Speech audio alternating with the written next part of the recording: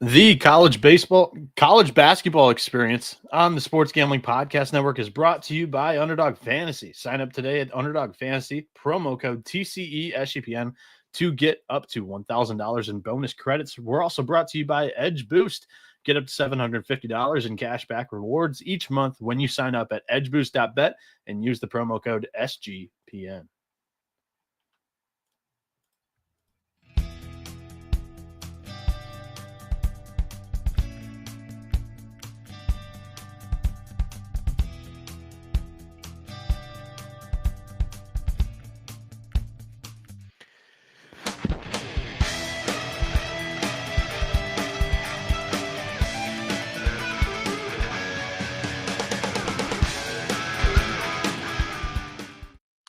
And it is showtime once again here on the College Basketball Experience, previewing March Madness and the NCAA tournament games for Saturday, March 22nd. We're also going to recap some of Thursday's games here. We've got 16 games to recap. It shouldn't take too long. And then 10 games to pick with 2 NIT games on Saturday. Joining myself, Noah Bieniek, is Ryan McIntyre, a.k.a. Moneyline Mac, former staffer for Bob Huggins at West Virginia and Frank Martin at South Carolina. How we doing on Thursday of March Madness, Mac? Oh, cheers. It started good. It started with a nice bottle of Prosecco.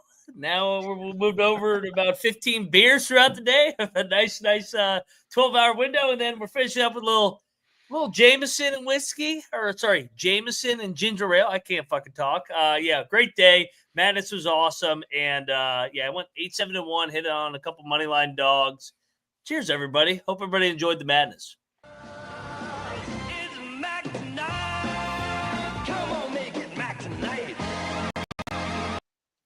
And also joining us tonight is one of the pregame troopers, Matt Dwoskin, a.k.a. Cannabis Capper. Thursday of March Madness. How did it treat you, Capper? I had a great day. First off, pregame show was fire. Troy's always a lot of fun to host with. He was fire today. Second, brunch was awesome. We have a tradition where I take paid time off. This is what paid time off is for. Is March. I take a day off, get brunch with the wife and a couple of friends, watch games, chill out, come back to the house around like 3:30, take a basketball nap, watch the late slate, second basketball nap, and then finish with the rest of the games. That was a hell of a day. Finished 9-6. I couldn't bet the one Illinois game, or sorry, the one SIU Houston game. I would have 9-6, but I did hit a couple of money on dogs myself. So fire day all around. All right, good stuff. I myself did not have a great day. 3-6 on my actual bets. I'm tallying up all the picks that I gave out, sides and totals from yesterday's show. I'll probably know best when we finish recapping all these games, and I figure out which totals and sides that I did give out on the shows. So the only one I told you on was the Montana-Wisconsin under, and that did hit. My totals that I bet today, 3-0. I should honestly stick to the totals. TCE totals this season, I think the new record is 23-10. That's crazy. Just gotta stick. I gotta know my lane. I just gotta stick to it. Shout out to 357 saying Mac and Bieniek, did you guys skip out on going to Vegas this year? What happened to Clemson? Well, we'll get to the Clemson game in a second. And Vegas just didn't work out for both of our parties this year. And honestly, they didn't really even need us because we're not streaming or doing any shows from the Wynn studio. The Wynn studio sold to SiriusXM, and we kind of lost our connections to that studio. So we didn't need to do the entire trip and whatnot to do this type of show. And then our right saying I'll be repping TC in Cleveland for the early games tomorrow. Shout out to our right. Thank you for the $10 tip. That's all right. Hey, real quick, they were asking if I took a nap. Just follow me on Twitter. No, I did not take a nap. 5 minutes. I mean, maybe I closed my eyes for 60 seconds. That was my nap. No, I didn't fucking take a nap. I was locked the fuck in, fucking tweeting about all these games, arguing with all these ACC morons half the day. I was locked the fuck in right from the get-go. I did have a winning day. I thought it was the way it started. I thought I was going to be on a heater today, but I did end up in the green, so I'll take it. Yeah, I'll do my best to keep up with the chat. Normally, that's my job when I'm just sitting behind the scenes and I can just flick through them. But it is multitasking and it's a bit tougher when I'm actually hosting the show. But we do appreciate all 250 of you that have joined so far through the first 5 minutes here. And myself, I woke up at 10 a.m., which is very off-brand for Damn, me. you were up and at it. I did not see the first tip. I was out. I crashed prior to the first tip of March Madness Thursday, and I woke up in the middle of that first game and the first half of High Point Purdue. So I was telling you guys, you and I are built different. I was already on my third mimosa at that time, fucking yelling at the TV, lock the fuck in. I have no nap. I was telling you in the last 2 years in Vegas out there, waking up at 9 a.m., that's not me. I'm 100% going to crash early. As soon as we got back to the hotel, I hit my head on the pillow and I was done every single night. It was great. But yeah, first tip of the day, the one that I said I basically didn't see because it was over. 14-point lead at halftime for Creighton. They win this one going away against Louisville, 89-75. Mac, your biggest takeaway? I was going to say you actually picked a pretty good game to take a nap in because Creighton hit them right in the mouth. I mean, this was literally wire to wire. Neal had a day. What did he end up with? 29 points. Ashworth was awesome. Yeah. At one point, they were like 9 of 15 from 3 in the first half. They boat raced them. And then everything we said about the ACC, and we'll expand on the ACC more when we get to Clemson. They were propped up by that 18-2 fraudulent record. So yeah, I mean, it was Creighton was a better basketball team. Just watching them go toe to toe. I hate it for Rain Smith that he ended up getting injured again. So it did suck seeing that. But overall, if you're a Louisville fan, man, you're happy. 27-8 year one. I know you got kind of your ass beat in this round of 64, but compared to where you were a year ago, it's a good year. And then Creighton moves on. McDermott's got some tough dudes, man. Those dudes know how to win this time of year. Yeah, I will say I love March just in general for college basketball. I hate injuries at this time of year, though. Like, it always happens every once in a while. Just tough to see because, I mean, Matt Rogers last night, that was really hard to watch. So, Capper, Louisville goes down by 14. Okay, I've got a commandment that I'm going to add to my personal betting manifesto here. In the first game of the tournament, if you have a team that has experience, like up against a team that really doesn't have a lot of tournament experience, bet the shit out of the team that has experience. It's the same thing happened. The same thing happened last year. I want to say it was Michigan State and Arkansas was like a 4-point favorite, something like that, and Michigan State just fucking destroyed them. Same thing here. State. Oh, I knew it was an M. I knew it was an M. You're on the right path. Either way, that's my key takeaway. If you have a team with experience, especially in that first game, jump all over them, especially if they're a dog, because this game was never really it was never really in doubt. I think Louisville might have gotten within 10 at one point, but I think that was about as close as they got. But yeah, this is also a big step in the right direction for Louisville. You know, last year having to worry, guys worrying about the right tights to being in the tournament. That's a pretty big jump.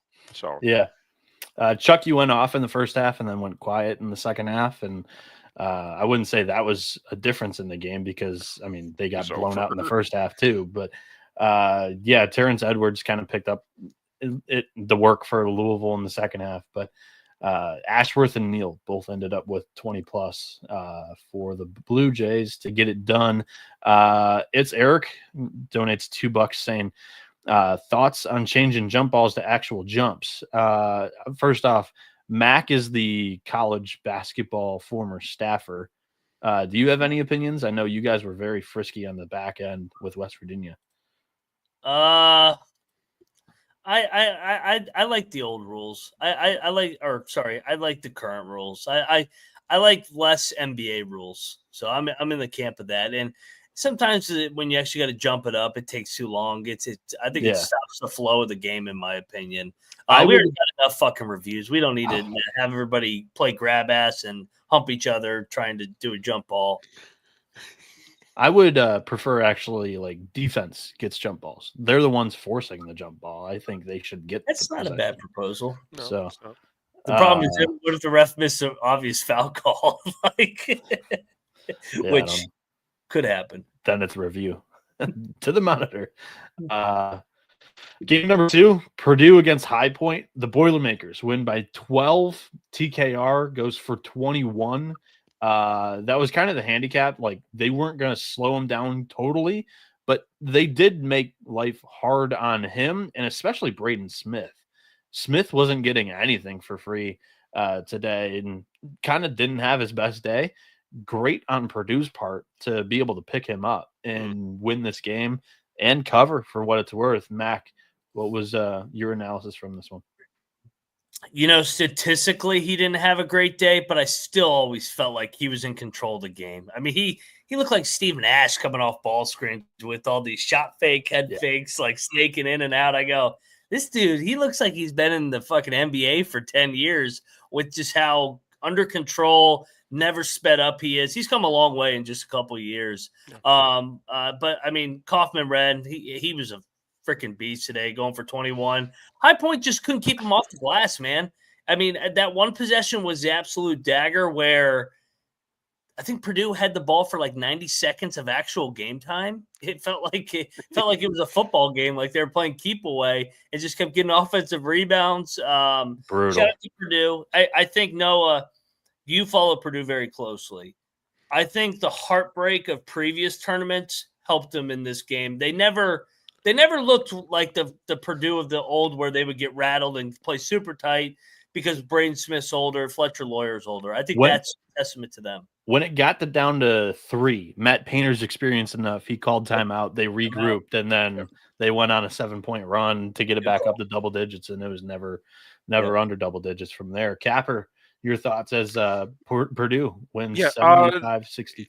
Honestly, credit to High Point for keeping this one as close as they did. They were within the number for the majority of the game. I felt like it was never like getting away from them until like the very end, where Purdue finally went up by double digits, and it was a couple of dream crushers to end any hope of a cover. But yeah, I'm going to co-sign on everything. Just the experience showed the fact that they'd been there, done that before. It all came out in this game. You had again an experienced veteran Purdue team versus a High Point team that it was pretty clear was this is all kind of new to a lot of those guys. So I was hoping High Point would be a frisky dog here, but no, it was never really. I think the final score was probably a bit closer than the game actually was, if I'm honest. And we should. I'll do my best here on all these low majors that were great this year. Shout out to High Point, 29-6. What are they? 57-10 or 57-12 over the last couple of years under Alan Huss. Tip of the cap to what direction that program's going into. Their fans showed up in Providence. That place was rocking for High Point. Yeah, 100%. Shout out their athletic director. He bought like a plane and tickets for the entire student section to get them out there. So that was cool. They got out rebounded today. You both hinted at it. 45-24. That was probably your X factor in this one because Purdue just got so many extra possessions offensively there. Do we want to? Yeah, let's do it. So today, the college basketball experience is brought to you by DraftKings. When it comes to college basketball and March Mania, one thing is for sure. Nothing is for sure. Buzzer beaters, Cinderellas advancing, top seeds going home early. It's all going to happen. Bet the unexpected, every upset, every day with DraftKings Sportsbook. With live betting, exclusive content, promos, and parlays, DraftKings is the ultimate college basketball destination for March. First time? Here's something special just for you guys. New DraftKings customers bet $5 and get $200 in bonus bets instantly. Bet the unexpected with DraftKings Sportsbook. Download the DraftKings Sportsbook app and use code SGP. That is code SGP for new customers to get $200 in bonus bets when you bet just $5. Only on DraftKings, the crown is yours. Gambling problem? Call 1-800-GAMBLER. In New York, call 877-8-HOPE-NY or text HOPE-NY 467-369. In Connecticut, help is available for problem gambling. Call 888-789-7777 or visit ccpg.org. Please play responsibly. On behalf of Boot Hill Casino and Resort, Kansas, 21 plus age and eligibility varies by jurisdiction, void in Ontario, new customers only, bonus bets expire 168 hours after insurance, and for additional terms and responsible gambling and resources, see dkng.co/audio. Rhythm is your home for AI picks and props. SGPN is a good partner of Rhythm, and they are already off to a great start helping you dominate March Madness. Continue to build your own custom model, and it's easy and profitable. Sign up today for a 7-day free trial at sportsgamblingpodcast.com/rhythm. That is sportsgamblingpodcast.com/RITHMM. And we are back here on the College Basketball Experience. Myself, Noah Bieniek, joined alongside Moneyline Mac and Cannabis Capper. We're running through, recapping all the Thursday games pretty quickly here, and then we're going to jump into the 8 games that we're picking for Saturday's slate, plus 2 NIT games. We saw some mentions about the CBI games. The odds just dropped today. Those games are on Sunday. Those picks will be on tomorrow's show. So make sure you tune in tomorrow. We will have a trim put up for the CBI picks, as well as NIT picks, as well as the Sunday tournament picks. The third game that went final today was Wisconsin 85, Montana 66, a 21-point win for the Badgers as they cover. And the under got a cross for me here in this one. Both of us. There we go. And Mac, a lot of people got a little cute. Thought Montana was going to cover here at Elevation, Wisconsin, after 4 games in 4 days. Not just a lot of people. Not just a lot of people know. And it didn't quite happen. Mac, your thoughts? Yeah, the old Grizz fucking ran out of gas. I mean, Wisconsin covered for what, about 90 seconds out of this game. This is painful. And then that stupid walk-on airballing the three at the end. It's like, come on. And then they put in the other guy and he airballed it too. Airball's hilarious. Yeah, that was painful. Yeah, credit to Wisconsin. They played well. I mean, I never thought Montana was live in this game, but yeah, Wisconsin looked good. Wisconsin's playing well. Tanji, Crowell, Blackwell, they got a good, nice identity, those big 3. Them and BYU is going to be a fun game. Jeff P., we already did Friday's picks. We did them yesterday. Yeah. And we will have a picks-only episode. Our patented TCE trims will be out in like 2 hours. So right as this episode ends, you'll be able to just, chop out the middle and the end of us doing NIT and whatnot, and you'll be able to do 45 minutes just straight tournament picks for Friday. But next game, I mean, Capper, anything else on Wisconsin, Montana? The only thing I'd add is in the pregame show we gave out first half play of Montana plus 9.5 and a full game play of Wisconsin covering the 16.5, and both hit. If you would have parlayed it, it would have been a 4.5 to 1. So that was you guys. That was you. I just took the first half because I was sticking to my Montana. I should have told you on that. But I was on first half. Good hit by you and Troy. It was, yeah. No. So yeah, shout out to the pregame show. And then this one, I don't know why, but this one just sticks out to me. Colby had a great day today. I think he was on each moneyline dog that hit outright today. There weren't many. It was Creighton, McNeese, Arkansas. He might not have been on Arkansas. And then Drake. Kansas with me. Yeah. So he was on 3 of the 4 that hit today. And what was I going to say? Oh, and he was pretty stern about Edwardsville being able to keep it close with Houston. They had a 1-point lead. It was 1-0, I believe. And I don't think they led at any point after that. No. And they got ran out of the building. Kelvin tried. Kelvin tried to give the cover up. Kelvin took his starters out at the 12-minute mark, but Edwardsville would not make a goddamn wide open shot. He literally, it was the game plan I thought it was going to be. I was like, he's going to pull starters out at like the 12-minute mark and then make him backdoor, just like everybody backdoored Houston in the regular season in these big spread games. No, Edwardsville was really bad today.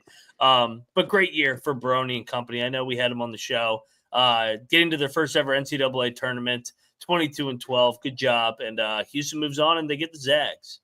Yeah, 78-40 final, 38-point win here, and it was a cover. Capper, did you take away any of this? Maybe the biggest takeaway could be they're all healthy, I believe. Never fade Houston against these low majors. they take these games so fucking personally. They got backdoored all year, though. That was the team total under on SIUE. That was never a doubt. No, yeah, that was my pick from that. That was my pick from that. Yeah, my thing was how many times this year did we say that, and then they would be up 35, and then they would give up a 10-0 run at the end of the game with the backups in. Those are my boys. No, backups, got some experience early in the years, and it paid off in March. Yeah, tournament experience there. Already well-oiled machine in that Kelvin defensive system there. Future looks bright. We had Auburn flirting with disaster in the first half against Alabama State. This was a 1-point game with like 3 minutes to go in the first half, and then the Tigers put the pedal to the metal in the second half. They win by 20, 83-63, but little brother definitely said, "Hey, I'm here," to the Tigers. And then the Tigers said, "Nice to see you." And then they pulled away. But Mag, this was scary for a bit. Dude, they look like shit today. I'm not gonna lie. Like I know they won by 20, but they look like complete ass. They never even threatened to cover this game. Yeah, I'll give Alabama State credit. They were chippy. They were in this game, played hard. Auburn's not playing well. I don't think that there's a further analysis on that. I don't know what's going on with this team. No, Coach Shannon, sorry, go ahead. No, you're good. Go ahead. All right, yeah, Coach Shannon, that Alabama State just looked more comfortable out there. It was really odd to me. Just that I guess it was just the fact that they actually been out there and already played a game on that floor that they look like the team that had been there before and done that before. It is really the way it came across to me. So shout out to them for winning the playing game, and standing up and standing up against a tough Auburn team. I don't really think a game was ever in doubt from like a final perspective. I think I think Alabama was able to go 1-point lead in the first half. I never thought I was never any person that was going to last. I always thought Auburn was going to pull away, and sure enough, they did. So there's not a whole lot to take away from this other than Auburn's got to step it up for the next round. My, I guess, statement on that would be experience is a double-edged sword, especially when you were a first-round exit the year before. With as many guys that returned from that team, all the seniors that they have this year. The best player on the floor today was Todd Pettiford, their freshman. So a guy with no fear, did not experience that last year. Came in pretty much the final 25 minutes of this game, and had the cape on to save them and cruise to a victory there. Definitely interesting line that came out at open with Creighton Auburn tomorrow. Then we'll talk about that. We'll get to that after the recap here, but should be interesting game there. I walked away from this game. I texted Mac and Colby that they put up the wrong score on the March Madness ticker, and I didn't realize that the Clemson Tigers put up like 10 points in the final minute to almost like spoil this shit. But I walked away to go get dinner and came back to a score 69-67 when I was making the clip for Colby and Mac. I was making the clip without even checking the final score because I was just certain that McNeese was winning. They were up by 12 with like a minute 20 to go. What the hell happened here? McNeese kind of treated it like an open gym game at the end. Like they were so fucking sloppy. I never felt the game was in jeopardy. I mean, we don't need to talk about Clemson's pretend comeback. I'll give them credit for not quitting, but they got their ass kicked today. Oh, they got punched in the mouth. At one point, it was 40-16, and I swear to God, McNeese didn't even make a jump shot the whole fucking game. What'd they finish? 4 for 20 from 3, 11 to 22 from the foul line? That's McNeese basketball, though. Punked. They got their ass fucking punked. I mean, I texted you in the first half. I said, dude, McNeese looks like the high major team. They are winning every 50-50 ball. And so much for the whole theory that everybody, the TMZ crowd was running. Oh, they're not going to play for Will Wade because he took the NC State job. I mean, hand up. No, that was me too. Dude, all right. Who would hold it against him for taking the NC State job? He's at McNeese. Yeah, and I thought it was a perfect perspective after the game. He said, everybody knows the deal here. I recruited them from the high major, and you're coming here to accept NIL, 1, and 2, to boost yourself to maybe transfer to high major after this season. So everybody is a win-win here. He's like, then he got to the point of, you gotta mention at least you're doing good for the McNeese basketball program too. I mean, they're breaking every single record that in the book over there. They just won their first tournament game. So shout out to the Pokes. They were previously like 0-3. So now 1-3 in the tournament. Capper, any thoughts from this one? I mean, McNeese was up big early. What was this? 13 points for Clemson at halftime. It was the second lowest halftime total since like 2008. Yeah, you guys are on point with your analysis. McNeese just wanted it more. They were winning like every 50-50 ball. They were going out of their way to get. They were killing. They were actually getting the balls that I've seen. The bigs and Clemson get to.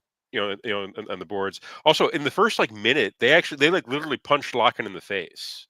And after, no, seriously, yeah, he went down.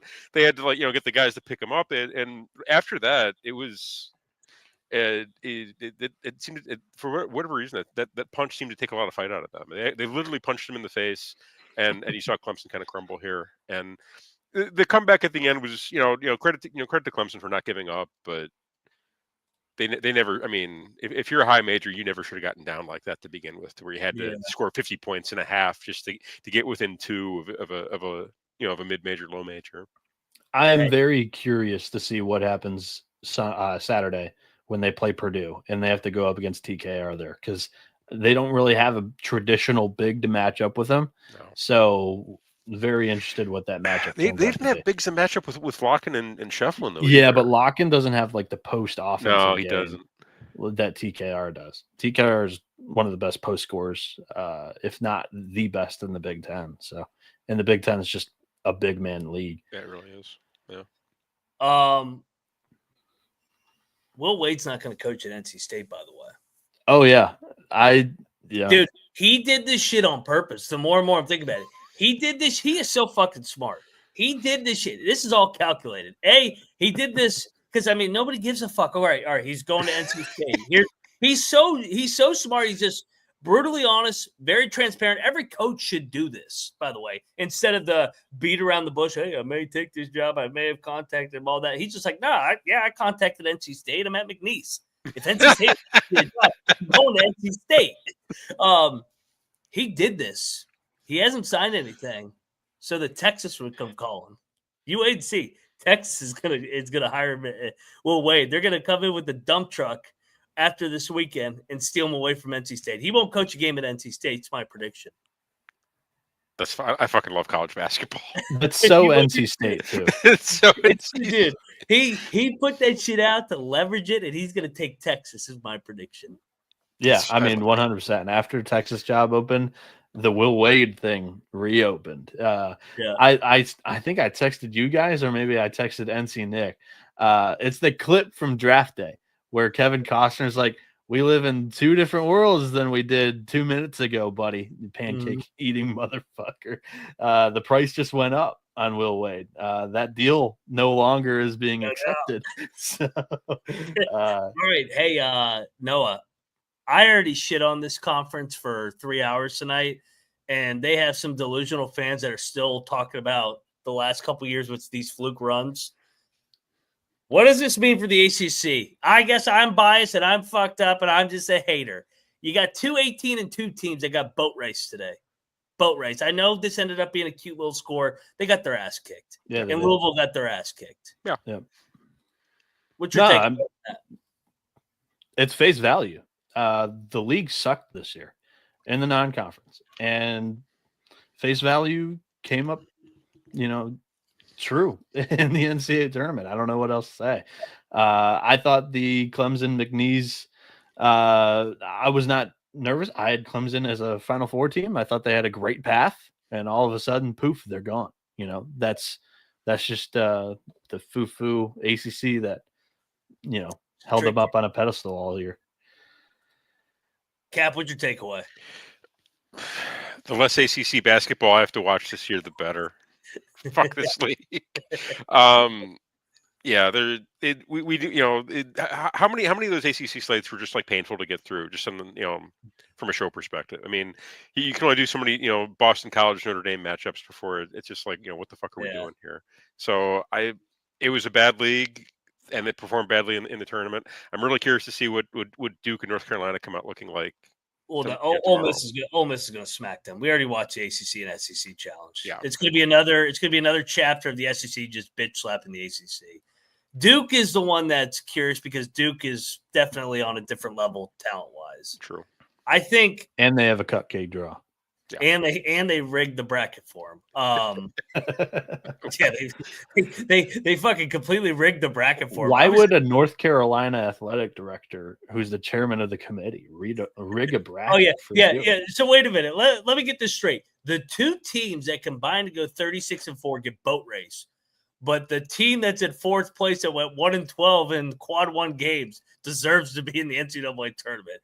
My God, they should write a book on how corrupt this committee was. Shout out to Bubba. At least he's consistently a piece of shit. And then in the process, he gives fucking Duke the biggest powder puff bracket ever. Houston, the one seed in the region below him's got to play Gonzaga as their 8th seed. And then he puts BYU and VCU, maybe the third and fourth best teams in the region, playing against each other in a 6-11 game. This is all corrupt. I'm seeing right through it. And we're either BYU didn't look like the third best team in this region, or VCU didn't look like the fourth best team in this region, because the Cougars did the same thing. Good. Yeah, the Cougars did the same thing McNeese did to Clemson. They were up 20 in this game early, and then it got tighter late.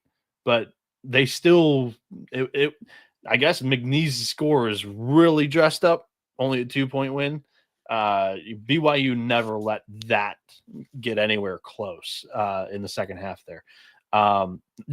Mac, I know you were locked into this one. You said it was the best game of the day. Your thoughts? It was, but then BYU, the elevation killed VCU. I mean, they ran out of gas. You guys were right on. I thought VCU could hang in there from an athleticism standpoint, but BYU went on one of those runs where they made every goddamn three. And them in Wisconsin is going to be a fun one on Saturday. So I think I do truly think VCU is a top 5 team in this region. They got a shit draw. They should not have been an 11 seed. This was bullshit. They should have been like an 8 or 9 or maybe a 7 seed. For them to be an 11 after going 27-6 this year. I mean, or 27-7. I thought that was criminal, but it's Duke's region. They're not going to put them on the same side. So shout out to BYU. Nice win here, and they move on. Yeah. VCU did a decent job keeping it close early, but the game just got away from them. We've seen this happen like time and time again with this BYU team every year, where that offense just gets rolling. And once it gets rolling, it's a fucking steamroller. And that's exactly what happened here. Even the VCU defense couldn't stand up to it. And they just got ran out of the gym, kind of. I was a bit surprised to see it kind of unfold the way it did. I thought that the athletes in VCU would step up a bit, but no. If I'm honest, this is another one that I never really thought was in doubt. And I probably watched like the first 10 minutes and like the last 10 minutes, and I just I'm like, okay, there's other basketball today. Let's go see something else. Yeah, and Anto Natna. I totally butchered that. I apologize. Anton Natna? Yeah, I don't know. Anton Not N-A. I don't know. Just wanted to say thank you. You guys have been killing it and making me so much monies. And then Silver Bullet goes, Colby Dant is a Las Vegas gutter in a Las Vegas gutter somewhere, flossing his front teeth with a rope. But tell that shitbird to post his picks for tomorrow. Mac, love you, and I want to smoke with cannabis capper. Noah Bieniek shit again sucks. So moving on to the second round, Ohio State's at home. That's my rebuttal to that. But shout out to Silver Bullet. And we're going to take a quick break here to give a shout out to our partners, Underdog Fantasy. Right now, Underdog Pick'em, you can play on any sport and win up to 100x. Right now, with March Madness going on, right, it's perfect. Every game, bunch of player projections. Take higher or lower, win a couple in a pick'em entry, and you can win up to 100x your entry fee. Sign up today with the promo code TCESGPN to claim your special pick plus first time deposit offer up to $1,000 in bonus credits. UnderdogFantasy.com, promo code TCESGPN. And the Sports Gambling Podcast Network has also partnered up with Edge Boost, the premier Visa debit card for bettors. An Edge Boost card allows you to avoid the hassle of having your card denied at the sportsbook, DFS site, sweepstakes site, racetrack, or casino. Plus, you can earn up to $750 per month in cashback rewards for using your Edge Boost card. And you know your money is safe as the card is FDIC insured. The best part is that there are no credit checks and it's completely free. Sign up today at edgeboost.bet, promo code SGPN. Great ad read, Noah. Great job. Clap Thanks, Capper. We're back here on the College Basketball Experience. Myself, Noah Bieniek, Running Line Mac, Cannabis Capper, recapping Thursday's college basketball games from the NCAA tournament, and then we'll be picking Saturday's games against the spread, including the 2 NIT tips afterwards. The next game that we left off recaps, or I would say puts the cap on the blowout session of the day. 4 games, 4 blowouts. Auburn over Bama State wins by 20. McNeese over Clemson. That was a 20-point game or larger for most of it. BYU, VCU was a blowout for a lot of it. And then Gonzaga, Georgia. The Gonzaga Bulldogs were up 25-3 against the Georgia Bulldogs.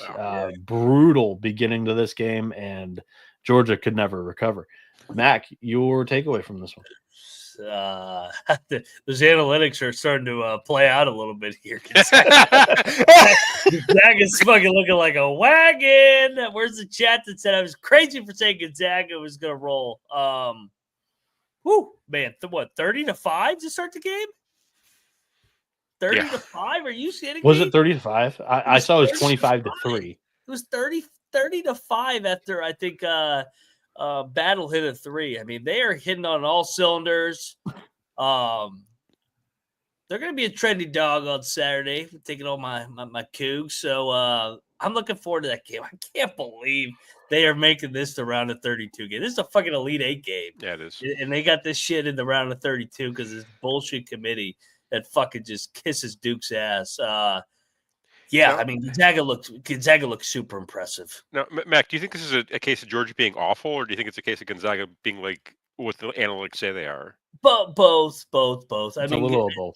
Georgia looked. I mean, Noel, he's a freshman. I mean, everybody's like he's the best player on the floor. Yeah, that's cute, but Gonzaga's got guys that have played in the Sweet 16 year after year after year. It's literally the same team from last year that went to the Sweet 16. And Noah gave Purdue a pretty damn good game in that second half there before Purdue was able to break away. But I mean, Nembhard, Hickman, Battle, EK Huff, they've been there, done that. Fuse got this long streak. But yeah, the Zags are pretty fucking good, man. Again, this is another one that I think I checked in on the score in the first 10 minutes. I'm like, oh, that's what this game is. Okay. First off, I was on. I'll circle of trust here, guys. I was on Georgia. I thought you too. Based on what I had seen from Gonzaga, I had not been impressed by them all year, and I thought a Georgia team that had been through an SEC schedule would stand up here. I don't think anybody told Georgia what time the game was at because I didn't see another team on the floor for the first 10 minutes of this game. Houston Gonzaga is going to be an absolute banger. It's going to be two really experienced teams, going head to head. It's going to be a great coaching matchup. I can't wait to get into like the analysis of that one. That's something I'm actually looking forward to. The less said about I think if you're Georgia, you burn the tape, and I think if you're Gonzaga, you're feeling pretty good about yourselves. There we go. Have we had Gonzaga and Houston at all in the last 5-6 years? I don't think we have. As good as these programs have been, I feel like they're always on the opposite sides. Yeah, like the bubble Final Four, I know they both were there, but Baylor smacked them both. Yeah. And I feel like Gonzaga, we've always just been like 1 or 2 games short of getting Gonzaga and Houston. So, I mean, it will be cool to get him in this matchup. I wish this was at least in the Sweet 16. The programs have never played against each other. Wow. It's unique. First time for everything, Mac? Yeah. I don't know if I'd want to be playing Houston on my first time ever on less than 48 hours prep, but we'll talk about that game here in a little bit. We've got Tennessee. They beat Wofford by 15. Never were quite able to pull away. No. So shout out to Mac. He was on the Terriers here. I was a little surprised. I thought the Vols would have been able to get it done. But I think they'd still hit their team total over, which is what I kind of was going for there. And yeah, Mac, your thoughts here. Lanier got up how many shots today? And that was kind of Wofford's detriment. Just, I mean, good Lord, they couldn't stop him. But yeah. He went for 30 and they scored 77. Yeah, one-man show. He's good. And then Wofford, good year, great year. I mean, for them to rally, I know they were preseason darling. They kind of didn't meet expectations, so shout out to Wofford. Keeping this game respectable. I mean, it's easy to get blown out against Tennessee in these games. So, I mean, I tip my cap to Wofford for a nice run in the SoCon and fighting at least. Yeah, I got to co-sign that. I was on Tennessee. I thought we were going to get like a kind of a repeat of the Houston SIUE game, and that wasn't the case. Wofford, they didn't get embarrassed. We're not talking about them losing by 38 here. They lost by what, like 16? Yeah. The only bets I had on this, I took I laid the points with Tennessee, and I went lower on Ziegler points. They set it at 15.5, and he only ended up with 12. I thought that was one of the easiest plays of the day that I had. But either way, kudos to Wofford. You didn't, your low majors didn't get embarrassed by a team that typically embarrasses low majors. So that's probably the best case scenario for them in this situation. Yeah, and unfortunately, the guy that everybody was rooting for to get to the foul line here, in Kyler Filowich, who is the underhand shooter, never got to the line to get his 5 seconds of fame. So for what it's worth, Wofford only shot 9 free throws. So Tennessee just did not allow them to get anywhere near. They kind of suffocated them. We had also Arkansas pulling off a stunner there against Kansas. 79-72.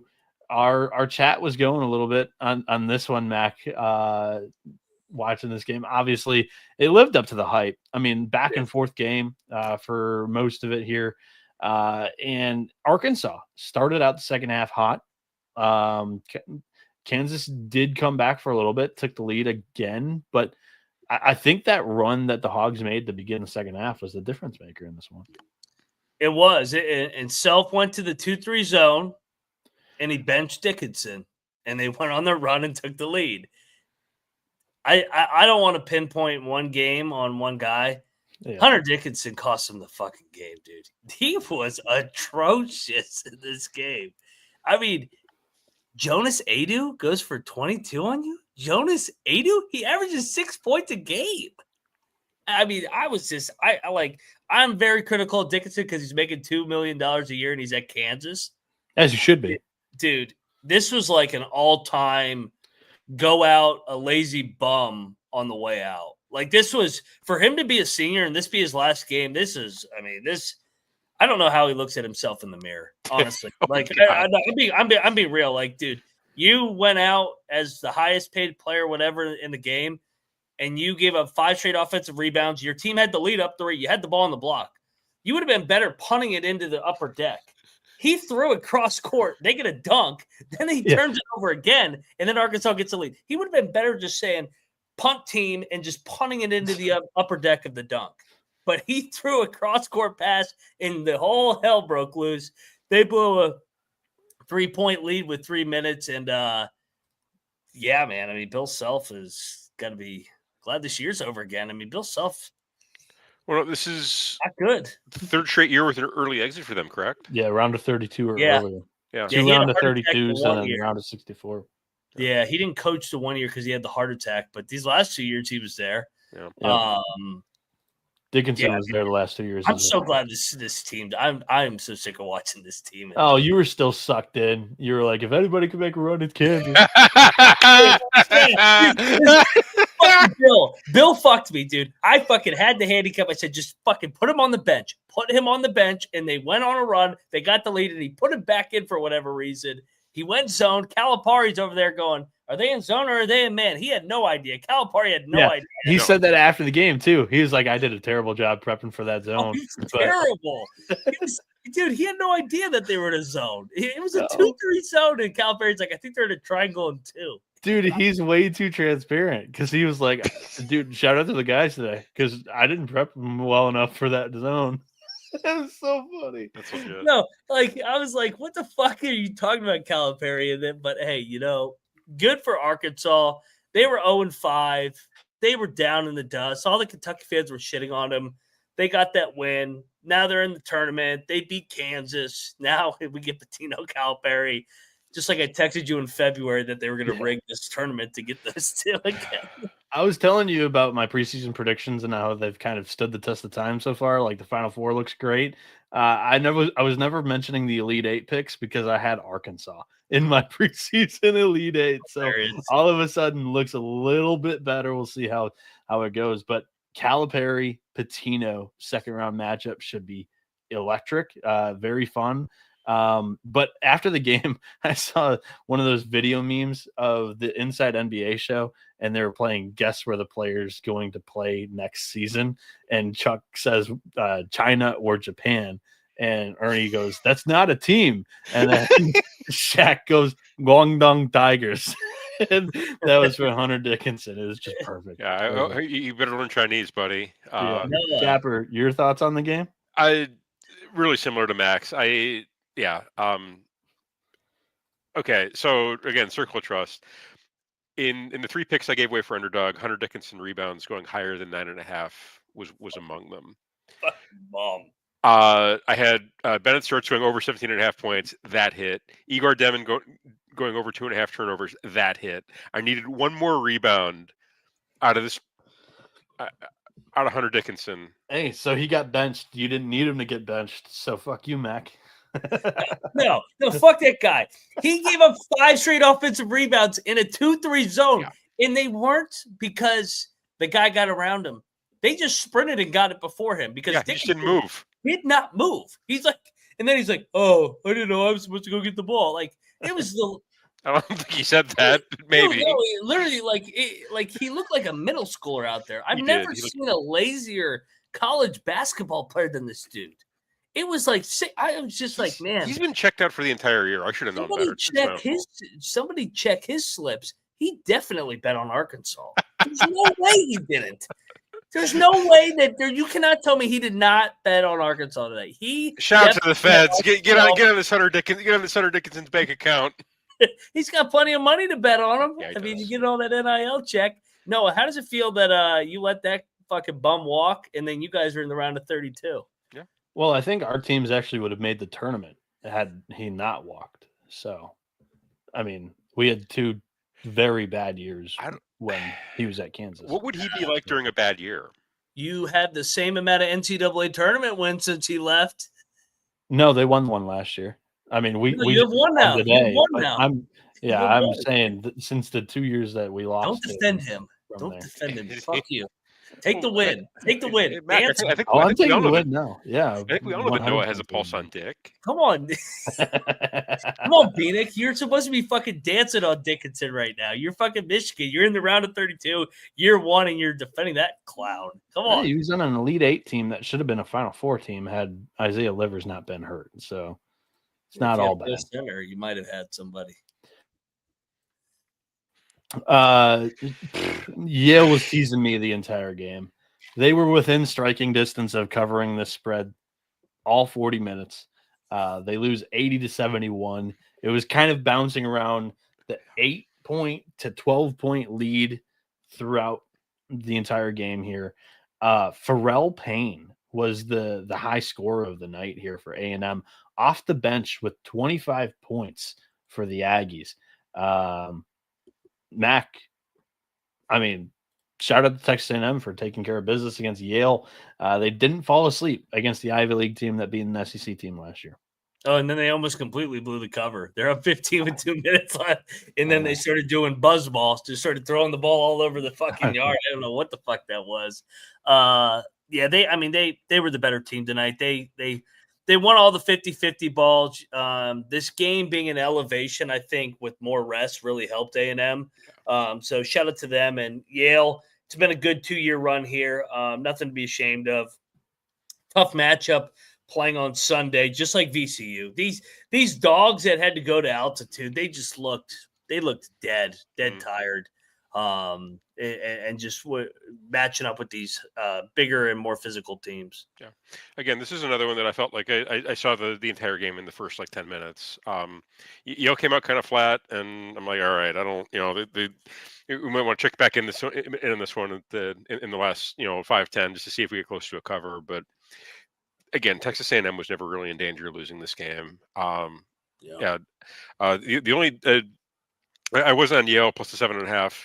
Didn't cover. The only other bet I had in this was on Payne rebounds. They set the number at 4.5 for him, and he ended up with a double-double. So I suppose I pushed on it, but this was never really in doubt for Texas A&M. I feel like Drake put this game in mud against Missouri. Oh my God! I had buddies texting me like, "This game is terrible." Like there's you could tell their first time watching the Bulldogs all season long. I'm like, this team's legit, guys. Like they are definitely live against Mizzou. So yeah, I had one of them that went in on the money line. Like he was happy that they were leading, but he's like, they're only up 10 and they've dominated the entire game. Felt like they were up 20. Yeah, it got a little close with 15 minutes to go in the second half. But once again, dude, Bennett Sturts was ridiculous in this game. 12 points in the first 10 minutes. He was legit. The clip that Colby tweeted out, man. That horse shot was ridiculous. Oh, yeah. I go, what the fuck? Did he just make that? Yeah. With 2 seconds on the shot clock, too. That's just a fucking onion. Yeah. Fucking dagger to the heart and twist it when a kid's doing that against you. Yeah, I mean, Missouri could not buy a field goal. What they end up shooting from the field for the night? I don't know. And the one matchup advantage they had, and Mark Mitchell, he couldn't find the twine. 2 for 8 on the day. So they shot 30%. My handicap, I thought they could wear them down if they could get into their press. But if you don't make a shot, you can't get in your press. So Drake, like you said, dictated the tempo, better team, led by 15 at one point. I thought Missouri actually was going to come back for a minute there. I think they had the ball and had an open 3 to tie it or maybe even take the lead. But, I mean, Sturts is an animal, and this Drake team just continues to be a fascinating story. I mean, they're one game away from a Sweet 16 with a Division II team, and Bennett Sturts is a fucking dog. Yeah. What a team. What a team. Yeah, Capper, you called this one. I did. Yeah, dude, that was my initial reaction. I knew that Drake was going to – I had a good feeling about Drake. Yeah. Honestly, the game went a lot how I thought it would. I thought that Drake defense was going to fuck with Missouri, and sure enough, it did. Missouri, the times I've had them on, they never really look like they had a plan out there. And when you go up against a team that clearly has a plan, I feel like that's the team that's going to win. So Drake having a plan – better position. That's kind of how it played out. That Noah, to your point, they kept Missouri. Missouri looked like they were in slow motion against that Drake defense. Yeah. They had no idea how to handle it. So, I've been very clear. When I watch basketball, I tell Mac all the time, I don't totally get the X's and O's. I'm more of a spreadsheet nerd when it comes to college basketball and handicapping it. But Jim Root and Kai McEwen of Three Man Weave, they're both Mizzou alums and they know ball a little bit better than I do. Sure. And they like constantly banter about how, he's just a really rough in-game coach for Mizzou there. So, Gates. Yeah. Yeah. He got out coached. I mean, he's a young coach still. To your point, he's still McCollum is more polished and they play that more get up and down, junk it up, street ball, backyard, like no plan. No, we're gonna throw it up. We're gonna put it on the rim and go get it. We got better athletes and we got better Jimmys and Joes. You can get that far with that clock is also what they do. Yeah. So they got white boy basketball tonight. Like white boy high school basketball. The farmers were fucking moving the ball, dragged him in the mud, and they controlled it completely. Yeah, I tweeted it out because Colby, myself, and CJ picked the money line on our show. Nice. And the caption was, "What do you get when you take a coach and 4 players from the state of Missouri who played for Northwest Missouri State at the D2 level, and you put them on the same court against the University of Missouri?" Another money line cash for TCE. We were on fire that episode there, and on the instant reaction pod for Thursday's picks. Beginning on the last 4 games here, the night slate. UCLA drowns Utah State, another Mountain West no-show. Yep. And to UCLA, this one is maybe the ugliest of them all. Yeah, I mean, I hated the matchup. Like I bet UCLA. And you know me, man. I love Calhoun. I love Utah State. They overachieved, and I knew their size. They couldn't match up with them from a size standpoint. They got whatever they wanted, and then when UCLA started making threes, I was like, oh, fuck it. Utah State's going to get run out of the building. And they did. Bad game for the Mountain West. I was glad I at least made some money fading the Mountain West here, I guess. Yeah. We were all in UCLA in the pregame show today. And this is one of my favorite unders of the day, and it cashed without too much difficulty, I feel. Trash game by Utah State. Another Mountain West no-show, which I love Mountain West basketball. These teams are a lot of fun in conference, but I feel like they're good for at least one of these like close your eyes games, in the first round of the tournament every year. Good news that it's this one, so we get New Mexico tomorrow. Yeah. No, I'm on Marquette. I'm on the Lobos. Let's go. I'm on the Lobos too. I read with Noah. 4-0. Let's go, family. Yeah. The only Mountain West team I'm on, I guess I was on San Diego State. Because like my pride, I couldn't take the other side. I should have just not bet the game. I'm on Colorado State. That's my Mountain West team. Donovan Dent's going to outplay Cam Jones tomorrow. I like it. That's hot. That's hot. That's a hot take. I like that. I'm relatively there. I think they're going to trade blow for blow, and the Lobos come out on top. Yeah. I'm with you, Capper. I disagree, but I respect the hot take. Cam Jones has been my guy since the preseason. I love Cam Jones, but I think this Donovan Dent's going to show up and show out tomorrow. I think this is a great matchup for him. Speaking of, Walker, you know what side I'm on. You don't have to ask. He's our member. I'm going to fade Penny. I faded him every game this year. I'm on the Rams too, Charles. Speaking of Pitino's, this was a 5-point game at halftime. Omaha and such a fluke. The best second half team in the country, Mac. They are. The trash can beaters were down 5 going into half. Rick Pitino lights a fire under their ass, and they win the second half by 25, winning the game by 30. 83-53 final. Capper, it sounds like you handicapped this one to a T. Why don't you lead this one? Yep. We discussed this one in depth on the pregame show. Mac was on Omaha. And again, my suggestion. First half hit. My suggestion. First half money line should have hit. Fucking bullshit ass refs for fucking me. My suggestion was turn that trash can upside, right side up, and use it to put those betting slips in, because that's what they're going to be. And St. John's. I mean, the game. I was sweaty. It was sweaty. Don't get me wrong. I sweated. I was a little sweaty. I'm like, up by 5. Yeah, they came. They blew the doors off in the second half. Omaha went 0 for 13 from 3 in one stretch. They're not that good. Dude, they went 5 of 40 from 3. They went 5 of 36 to be exact. In St. John's, who doesn't make threes at all, goes 14 of 37. This is a fluke. It's because you've got a good basketball team playing a shitty basketball team that's had a great season. And St. John's made 14 threes in a game the whole fucking year. Probably not. I would have to look to confirm, but my initial guess would be no. This is such bullshit. I can't believe they made 14 threes and they blew their load against Omaha. Tell you what, they ain't gonna make 14 on Saturday. Like that, like for them to, I mean, what did they average? 6 threes per game? Sounds about right. I mean, they were making everything. They had RJ Lewis went 5 of 8. He never makes shots. Wilcher 3 of 6. All right, good win, Johnny's. The magic continues. Now this was rigged so that we could have Calipari and Pitino. How do you rig making shots? They never make them. How do you rig making? Explain.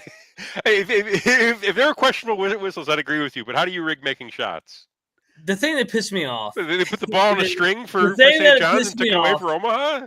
The thing that pissed me off was my whole handicap was they don't make shots. They literally made every fucking shot. Yes, because they got open looks. They get a terrible basketball team. They weren't guarded in all of Big East play, too, and they weren't making them. They haven't made them all year. They got hands in the face, at least. They have not made them like that all year. They haven't. Tonight. They haven't. You're right. Hey, credit to them. If they're going to make shots like that, they can win the national championship. Now, yeah. On the other hand, I don't think they're going to be able to make shots like so that. Either. Yeah, I mean, come on. I mean, Omaha was the 3-point shooting team, and they went 5 of 36. Are you kidding me? God damn it. In doing underdog articles, I run into this a lot where you've got a handicap, say like a Summit League team versus like a Big East team, and you can't. I think some of the skills are you can't compare some skills from time, but you've got to be really selective how you look at some of the numbers and in regards to that. Like you can't. I mean, a team that is an awesome rebounding team in the Summit League team is probably not going to do nearly as well in the Big Ten. It's just a fact. So Mac is all eyeballs. 5 of 36 is. I'm asking you to go 12 of 36. That's 30%. I mean, come on, 5. The stage got too big for the Mavericks. What can I say, Mac? Fucking trash can fucks. You guys I'm telling you, that's what you put the tickets in the trash can why couldn't they just get drilled from the beginning? Is what I wanted. Just get your ass kicked from the beginning. Don't tickle me with this fucking first half. You have the lead for a majority of it, and then they sell out. Yeah, tough one. Oh well. Michigan escapes against UC San Diego 68-65. They begin the game with a 10-point kill shot. Shout out to Evan Miyakawa. And they didn't do anything with it. They wasted it. It was 10-3, 7 minutes into this game or something like that. My undercashed, by the way. Handicapped this one perfectly. I thought UC San Diego would win it in a low-scoring game. Shout out to my Wolverines, though. They get it done. Didn't really love Olin not playing a ton of zone. They went to it at some points, but it really costed Aniwa Tate Jones. He was in foul trouble the entire game. Fouled out. He's their 4. Yeah. Sometimes they're 5. And when you're going up against 2 7-footers, I thought they would play a lot more zone than they did. And he fouled out with like 8 minutes to go. Yeah. But Tyler McGuy turned into the dude in the final 8 minutes. They actually, I think that was when they were playing their best ball. They outscored Michigan in the final 10 minutes of this game. Second half, it was actually like quite huge for them too. They won the second half here against the Wolverines. But Trey Donaldson was big in the clutch moments, and that's kind of just been Michigan's game the entire year. Is they'll get out to these big leads, they can't hold them because of the turnover issues, and then when it gets to nut cutting time, they make just enough right plays and they win these tight ass games. I think they're like 12-4 now in 4-point or less games. Mac. San Diego got a shit whistle down the stretch. That was some bullshit. Oh man, but I will say Michigan was the better team. They came out, and I'll give them a lot of credit. At elevation, all 3 games, 3 wins in 3 days. They punched UC San Diego in the mouth. They heard everybody picking UC San Diego. They were listening to our show clearly because they came out and they fucking punched them right in the mouth and set the tone. But you could see why everybody was picking the Tritons from our show. The Tritons are good, man. They played like shit tonight, and they still almost beat Michigan. They didn't make shots. They went 7 of 30. If you're gonna beat a Big Ten team, you got to go better than 7 of 30. That was when they lost the Irvine game, the one game that they lost. They went like 6 of 36 or whatever.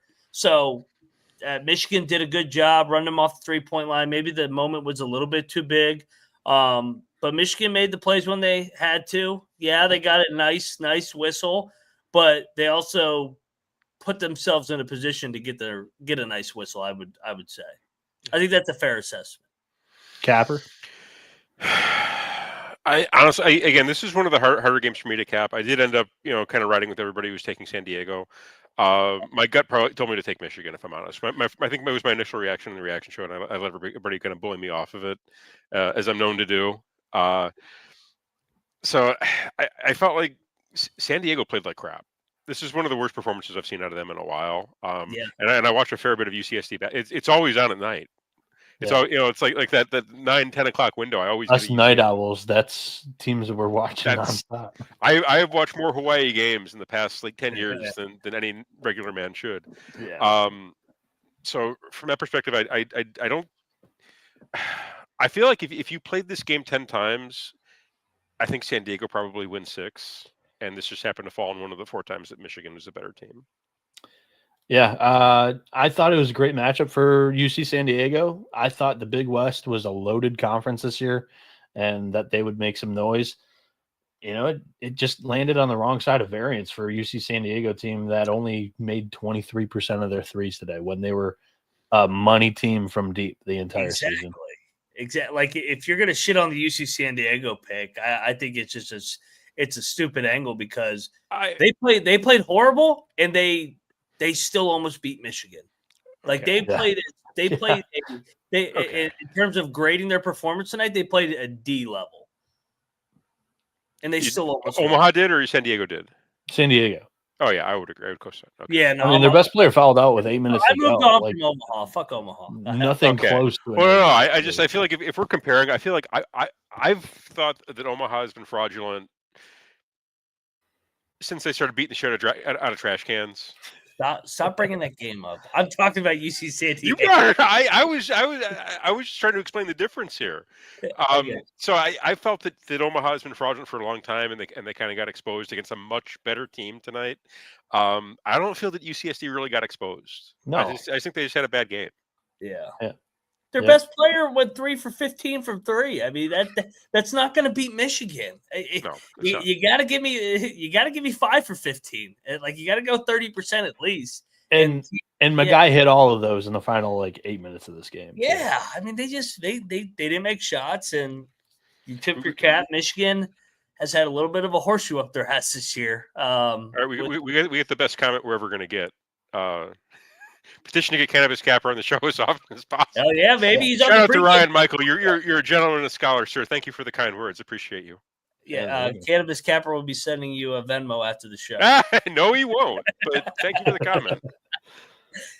Cap will be on the pregame show at least tomorrow. You and Troy, and then are you on Saturday and Sunday? We'll talk about Saturday.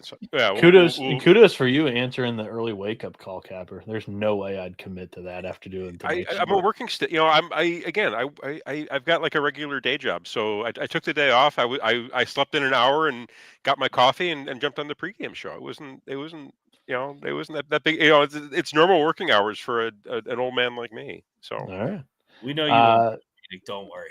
The final game from the opening day of March Madness Texas Tech and UNC Wilmington. Mac, I think we called this to be like a 10-point game. We drilled this handicap because UNC Wilmington was definitely game. They were good enough to flirt with a win, never quite threatened Texas Tech, I don't believe. And now we've got, a lot of coaching circles better than I do, but from Norlander on a podcast, and then the broadcast was talking about it a little bit at the end of this, Ben McCullum and McCaslin are really good buddies. Now we've got a round of 32 matchup between the two of them. Yeah, I'm trying to figure out where they cross paths. I mean, maybe it was when McCaslin was at the JUCO level, or that's my guess. I think it was below D1 level. Yeah, interesting. I mean, they both come from the same cloth in terms of they both played college ball at pretty good universities. McCullum played at Northwest Missouri State, the D2 program that he had, and then McCaslin actually played at Baylor. So I mean, not to make it about race, but when two little white guys are both good at basketball, you're going to be able to relate to each other. Like you're going to be able to talk about the same stuff, same struggles, and stuff like that. I mean, you're the odds of you making it as a 5'10" white guy in college basketball, the odds are stacked against you. Now, McCaslin and McCullum are the outliers, so it doesn't surprise me that they are close. I'm looking at this right now. This guy keeps jumping over me. What should I do? Fucking duck, bro. Take a charge. They never were on the same staff together, but yeah, I mean, I could see it. I mean, they're both from the Midwest, both 5'10" white guys. Hey, shit. I don't even know if either of them's 5'10". They both are little guys, both of those guys, but both are hell of a basketball coaches. So, where was I? Oh yeah, this is going to be a fun. Not making it about the race is the last thing I heard. I digress. This is going to be a fun round of 32 games between two good coach teams and two good programs. Yeah. Right. My takeaway from this was that I think Texas Tech got a little bit lucky. They shot 65. 3-point percent was. They shot 13 for 46, but it felt like that one kid Walton was every shot on a string. They turned. I felt they did kind of turn on when they needed to, but they were. This is for a while. I think UNC Dub had a second half lead. Yeah. So this was a bit sweatier for them than I thought it was going to be, if I'm honest. I was on UNCW. This is one of my losses for tonight. I'm just sorry. I was on Texas Tech. I laid the points. UNCW did keep it close. Shout out to both of you. Great cap. But yeah, I felt like this is one where Texas Tech needed, had stretches where they really needed to turn on. They did. I guess kudos to them for answering, but UNCW had them in trouble, like a lot more trouble than I thought that they were going to be in here. Mac, I didn't have as much focus on this one, obviously, as Michigan, UC San Diego. Did you hear anything about McMillan during the broadcast? No, I did not have this on the louder volume. I had it on like in the background. I had Michigan on, and because I mean Michigan and what's it called? UC San Diego was getting really, really good. I'm looking it up right now.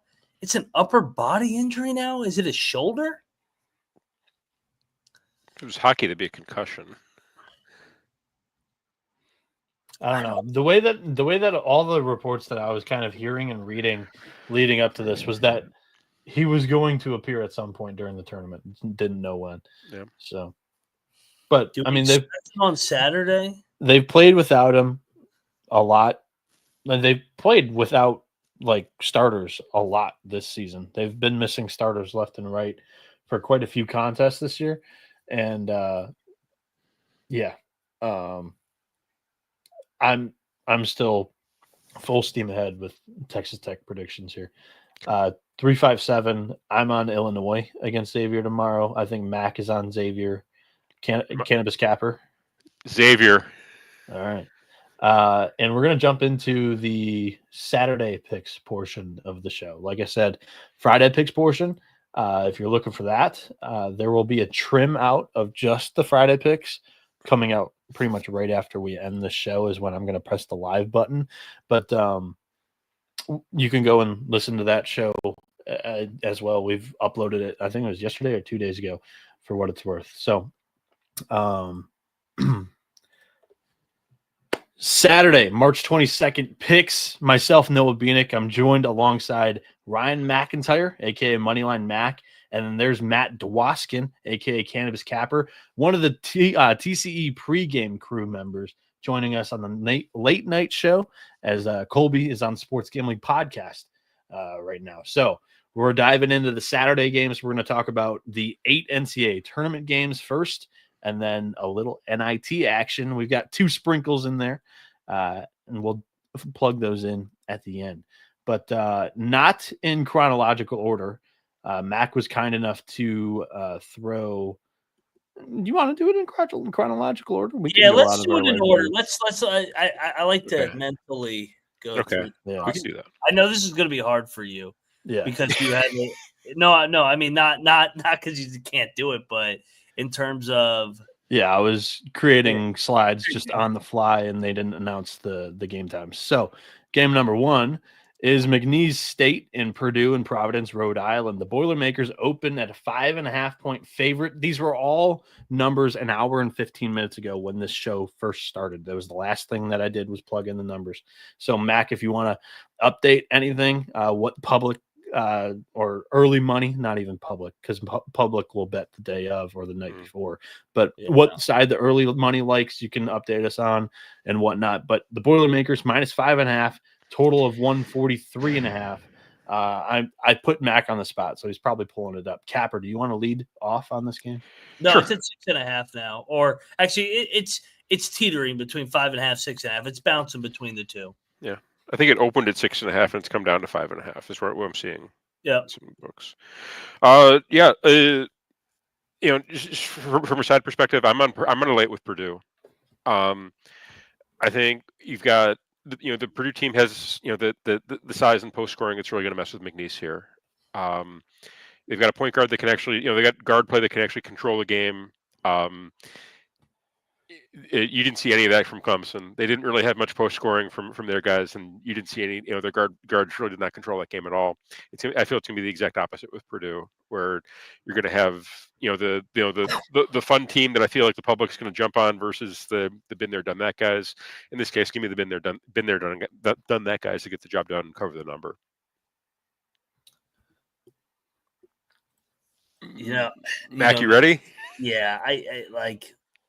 You want to take McNeese, don't you? I want to take McNeese. So do I, but my heart is rooting for McNeese. I think everybody's heart is rooting for McNeese, but your wallet has to bet on the team that you're going to think is going to win. Yeah, Will Wade. I love Will Wade, and I just think, and my whole thing was the opposite of what everybody said. Everybody said it would be emotional letdown because he took the NC State job. I was like, no, it's going to be a get up spot. They're going to be like, let's extend this one more game.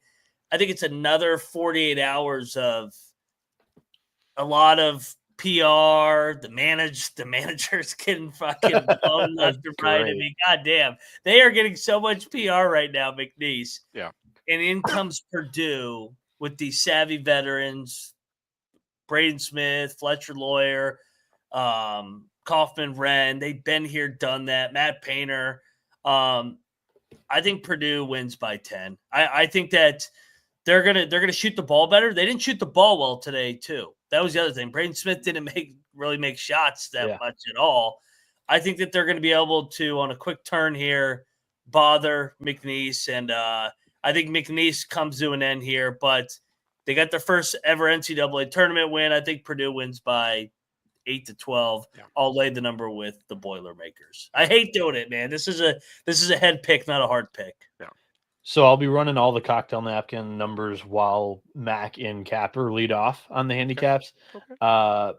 Cocktail napkin spit out a Purdue -3 and a total of 148.5. So I like the over here.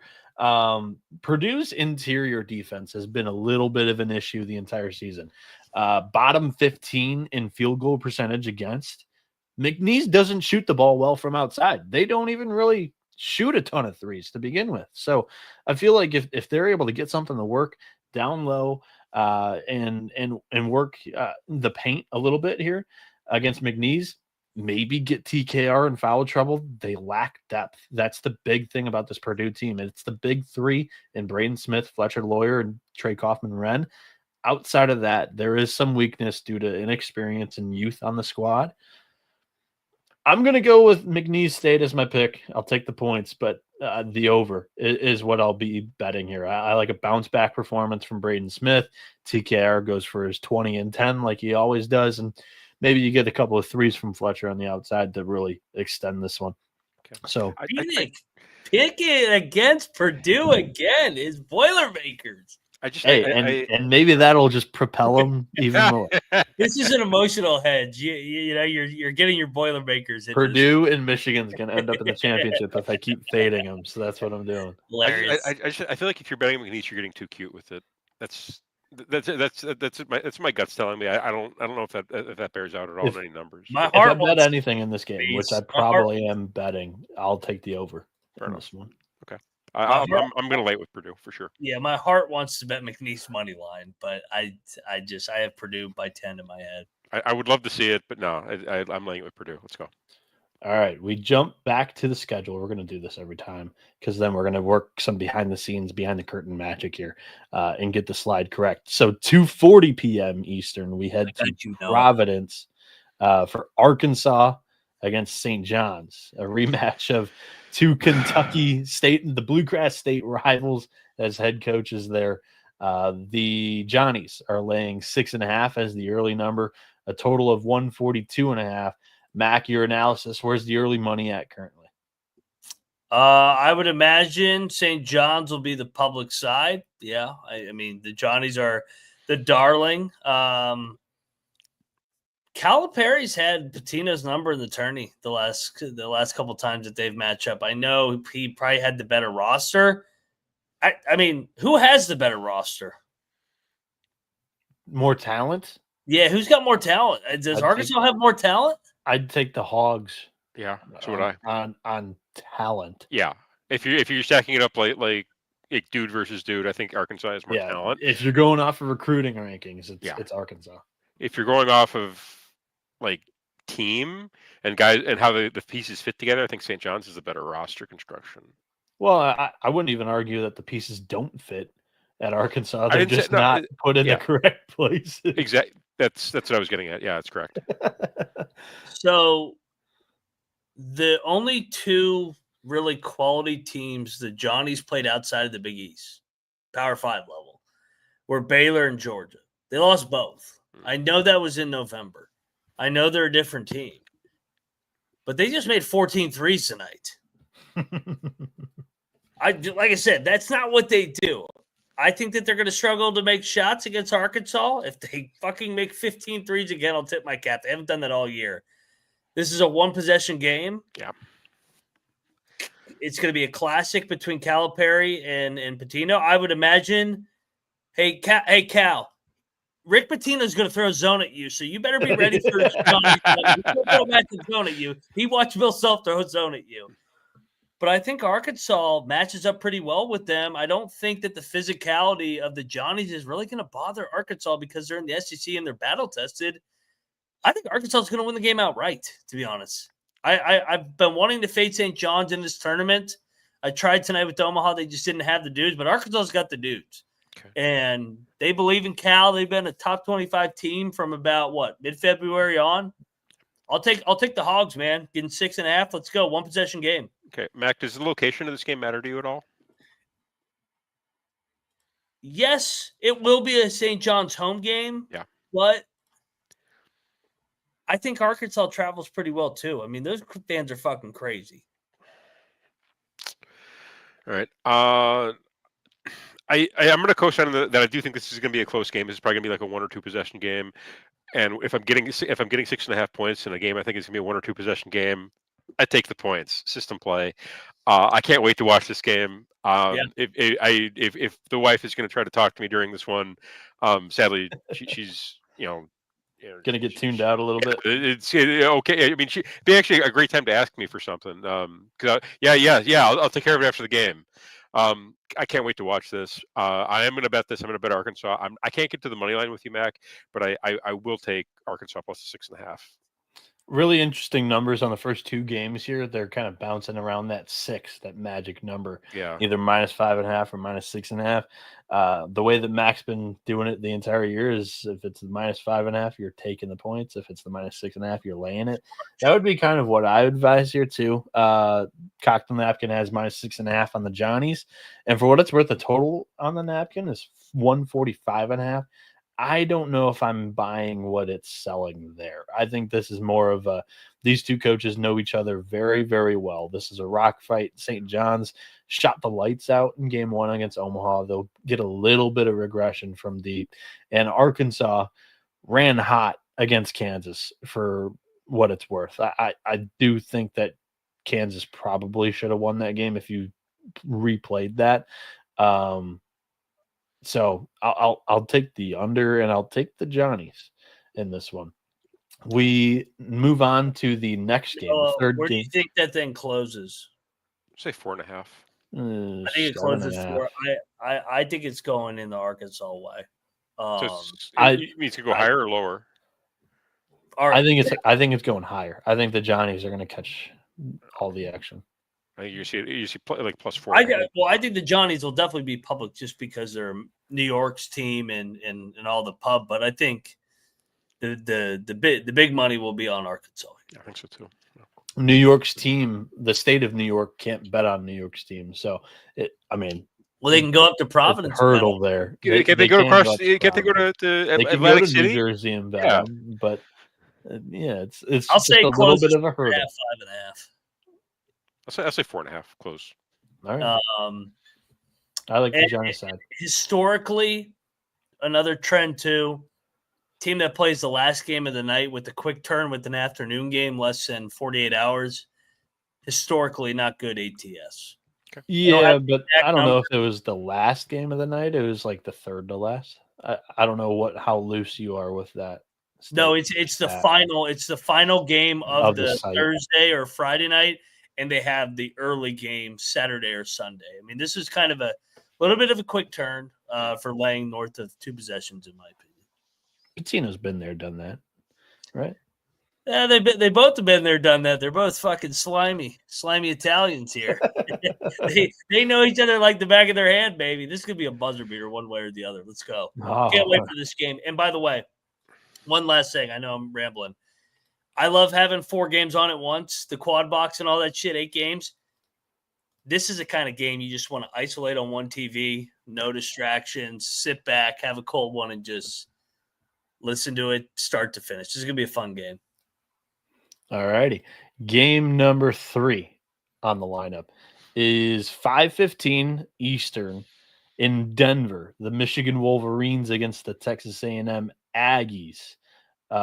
Mac, you didn't help me out. Oh yeah, sorry. I got it. Hey, I got it. Hands up my ass. Doing behind the scenes work here. So yeah, Texas A&M opens as a slight favorite, -1.5. This is again in Denver. Total at 140.5.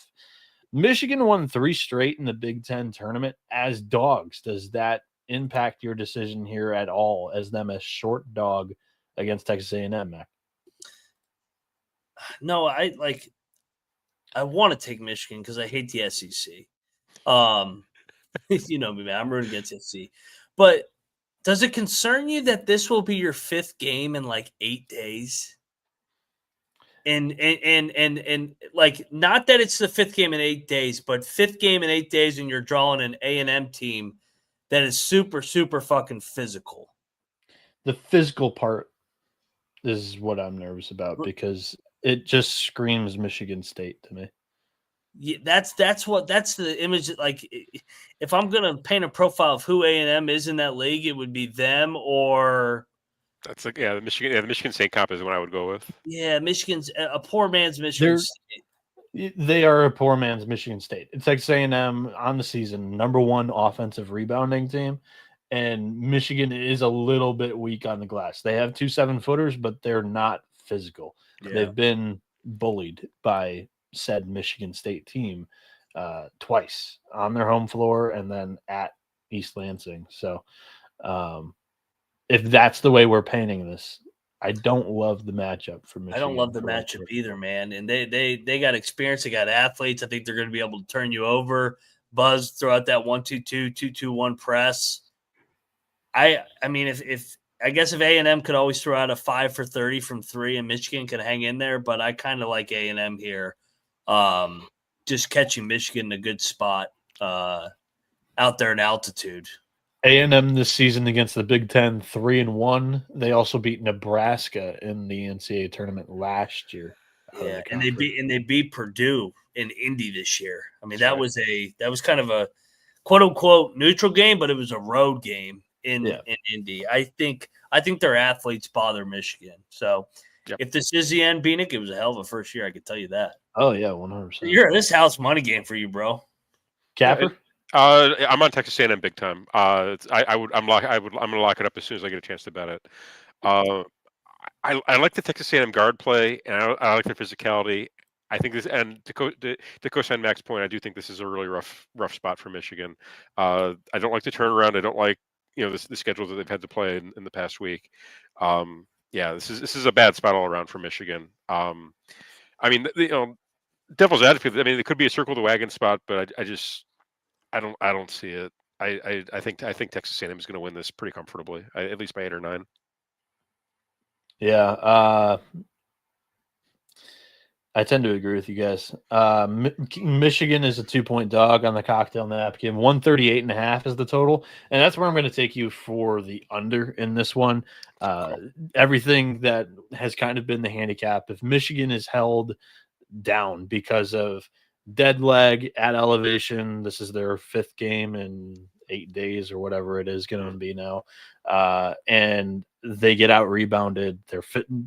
A&M's physical, but A&M also has the tendency to run into dry spells offensively. Today they got a huge 25-point game out of Pharrell Payne from the bench.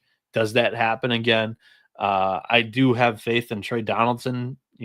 Being an SEC guard formerly under Bruce Pearl, having a good performance defensively against Wade Taylor, who's going to be a lot of ISO ball type possessions in his favor there for the Aggies.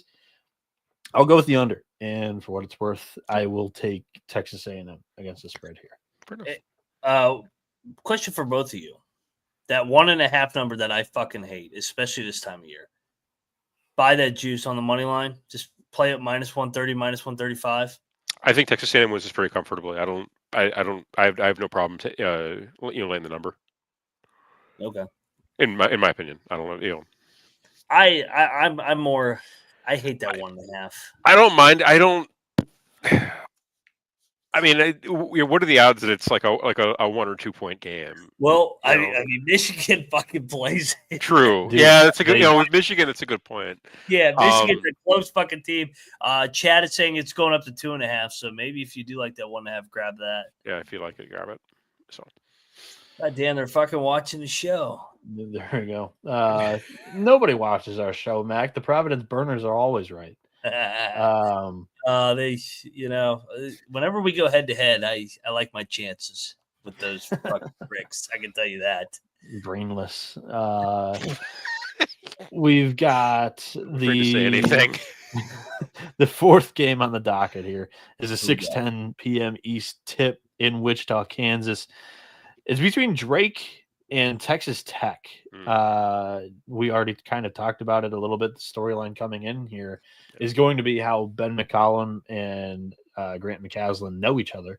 I tried looking it up. Mac tried looking it up. Not quite sure how it is.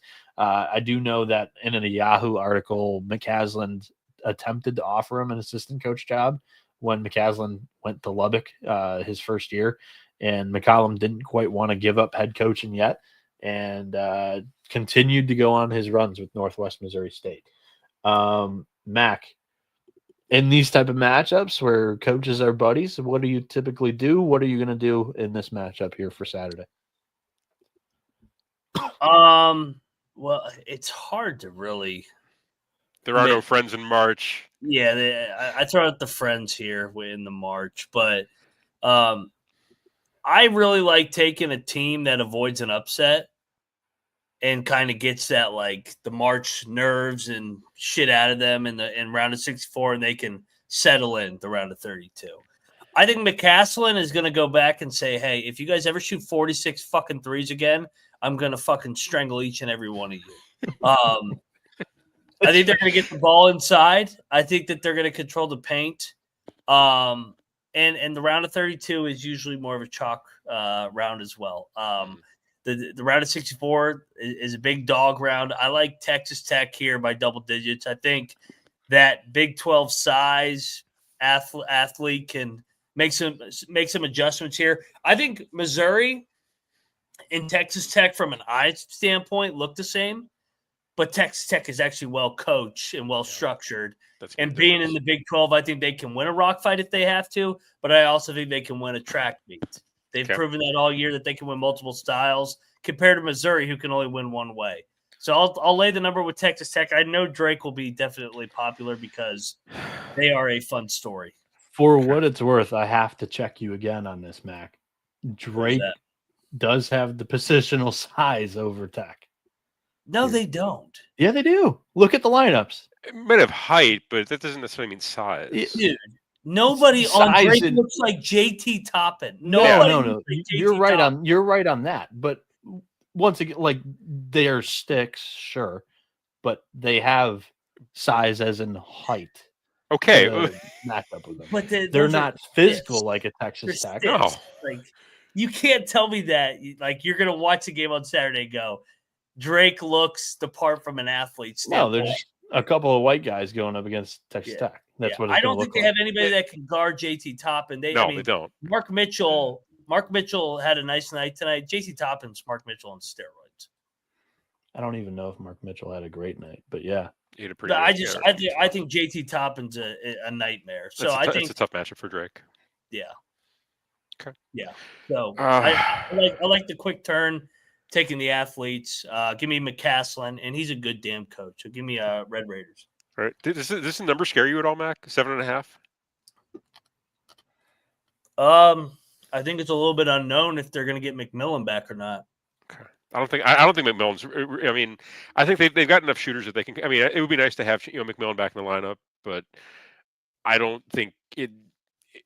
I think they have enough guys who can play that kind of role where they can get by it run another game, even on a quick turn. I mean, they've been playing without him for a couple. I mean, he's been like in and out of the lineup for a while, so I think they're kind of used to not having him. So I don't. If he were to be announced as like a like a full go, I don't know if the line would change that all that much. Maybe get an extra point. The hook scares me in this one. I could see Drake trying to find a way to backdoor this. Yeah. I'm give me Drake in the points, but this is gonna be a no bet for me unless I have to. Do I have to bet this? Is that the rule? Is this a standalone? I'm betting. There's only 8 games. There's only 8 games. There's only 8 games. All right, fuck it. I'm on Drake. Let's get the 7.5. The back door is wide open. There's only 30 college basketball tournament games left. So. I probably if this was like a normal weekend or normal week, or even like a weekday, I probably wouldn't bet this. But the fact that we're down to it, I'll plant my flag on Drake plus 7.5. Let's fucking go. Yeah, I'm putting 0 to 100 there. I have action on probably like 80% of the picks that I gave out on the first 2 rounds of picks. I only tweeted or locked up on our picks page like a handful, but yeah. I have a share of pretty much everything that I'm saying here. Napkin has this pretty much dead on. 7.5 in favor of the Red Raiders, 127 as the total in this game. The way I'm going to go in this one is both of these teams operate pretty slow compared to the rest of the country. Drake historically slow compared to teams over the last decade, the slowest tempo. It's crazy. I think if you want to operate it like at that pace against a team like Texas Tech, who won't, be opposed to doing that, I'll take the team with plenty more talent, an NBA 5 or 4. He'll probably be an NBA 4, but playing the 5 for the Red Raiders. And it's a matchup A tough matchup for Drake to handle there, and I'll go with the Red Raiders with you guys. I'll lay the 7.5, and I'll take the over. Texas Tech gets into the 70s somehow in this one, so let's go Red Raiders and over. Let's go, baby. We've got where are we at? Creighton and Auburn at 7:10 p.m. Eastern next here. In this one, I believe Auburn, of course, they opened as a favorite, but this was kind of surprisingly big. The Tigers are -8.5 here, and the total is 151.5. Mac, the two teams that we watched today, this is not eye test worthy of a line. I do believe, though, that Kramer has a March Madness betting commandment of if a dog wins by double digits in the first round and then opens as a dog larger than 6 points, it's a large percentage of negative ATS percentage. What are your thoughts here as Auburn is a whopping 8.5 point favorite against Blue Jays? This line stinks. You know, it's hilarious. In this same region, you kind of just look at it. Ole Miss is what, the 6th seed? They played Auburn on the neutral, a week ago from today, and they were getting 13.5. Yeah. I think Auburn's going to boat race them. Ooh. I think Auburn's going to win by 20 tomorrow. I think I talked about how Auburn doesn't look right, but the round of 32 is the get right one. I think Auburn's athletes are able to create separation, turn over Ashworth. I think this is a tough one for Ashworth in terms of the size and physicality and speed of the game. Kalkbrenner, I know he doesn't foul, and he is a pain in the ass at the rim, but I think they're just going to keep putting pressure on him and eventually be able to break him. They played Alabama earlier in the year. They lost to Alabama. They lost to San Diego State, another team with athletes. They lost to A&M, another team with athletes. I think Auburn finally gets right here. I like Auburn big. I'll lay the 8.5. Chalk Mac over here. Chalk Mac. Have I taken a dog yet? Oh, It's Ryan Chalkentire is the preferred nomenclature. I got the chat all fucked up. They're like, what the fuck? He's bet dogs all year now. He's chalking it up to the bed. And yeah, you mentioned those games. They lost to Bama by 8. They got blown out by 18 against San Diego State. Yeah. They were close with Texas A&M, lost by 4, and then lost by 11 to Nebraska. So non-contests didn't quite live up to them, except for that one Kansas win in Creighton. Or in Omaha, I should say. Capper, your pick for this one. My favorite play for this one would be for Baker Mazar to punch a kid in the nuts. Do we have a line on that? Is that like 100 to 1, something like that? That guy is such a dumb fuck. This is the game where he punches somebody in the nuts and becomes a villain. That being said, I'm laying this as Auburn. I think Auburn's going to fucking destroy Creighton. Anytime Ashworth and Kalkbrenner run into like legitimate athletes, they fold up a bit. I think this version of Creighton, they've got a couple athletic guys, but I don't think they have near the roster that Auburn has. And I just think Auburn just it's a case of athletes plus good coaching plus really good at basketball, really high IQ. And I just think that Auburn's just the better team. And I think this line is way too short for this game. Again, if this was like in the non-conference, I think you'd be seeing Auburn getting 12, 15, something crazy like that. Again, just the fact that there's a quick turnaround, the line is a bit shorter than it should be. Let's make the books pay for that. Lay it with Auburn. Let's fucking go. Did Auburn make shots? They did actually make a couple shots today, but they do fit the profile of the team that got the jitters out of the way. Yeah, like I talked about in the recap portion, a bunch of seniors from a team that lost their first round game last year. Assholes were tight is the way to go about that one against Alabama State. And the freshman, Tahad Pettiford, off the bench was their best player to prove that point even further. So now that you got the win under the way, you're loose. Bruce Pearl gets to have some teaching points, get a fire under their ass here going into game 2. You saw Creighton up close and personal. They have the bigs to match Kalkbrenner and Janai Broom and Dylan Cardwell, who are both very good defensive bigs as well. And Jemiah Neal had a career night today. I don't know if he's going to repeat that. So no. I mentioned the trend at the top, just dogs that win outright and then open up as dogs once again, even larger than that spread. Just not a very good percentage. Are we getting a little too cute with the Tigers? I don't know, but I'm going in with you guys. This is a triple play for what it's worth. No, the Creighton side would be the cute side here, I feel. Okay. All right. Next game we are going to talk about is BYU and Wisconsin. This one's at 7:45 p.m. Eastern in Denver, Wisconsin. Saving white basketball. Let's fucking go. Exciting whites. The Badgers -1 point favorite.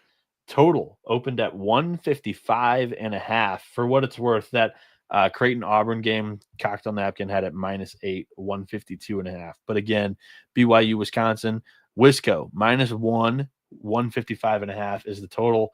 Mac, how do you dice up the two?